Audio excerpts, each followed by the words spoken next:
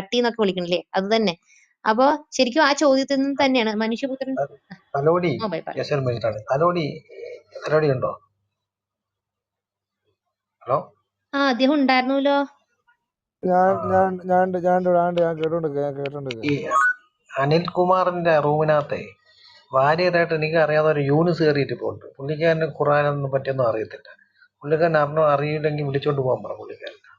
കാരണം ചൗമാൻ അതിനകത്ത് ഇരുന്നിട്ട് തെറിയൊക്കെ വിളിക്കുക. അറിയാവുന്ന ഫാദുവിന്റെ അവന്മാരോട് സംസാരിക്കാൻ പറ്റത്തില്ലേ? ഞാൻ ആ റൂമിൽ യൂനിസ് ഖാന്റെ പേര് കണ്ട് കയറിപ്പോയിട്ട് ഞാൻ ഇറങ്ങി വന്നു.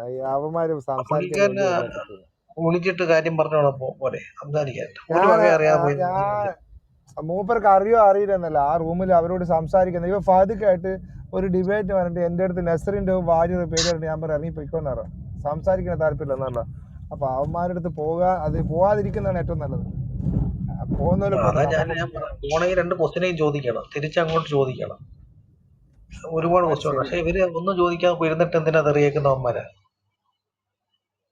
എന്തിനാ ഇവരൊക്കെ തെറി വിളിക്കുന്ന? എന്തിനാ തെറി വിളിക്കും? പക്ഷെ ഇത് കേട്ടോണ്ട് മണ്ടന്മാരെ തൊട്ട് മുമ്പ് വന്നിട്ട് ഇവിടെ മറ്റേ കിങ് റാണിനെ തെറി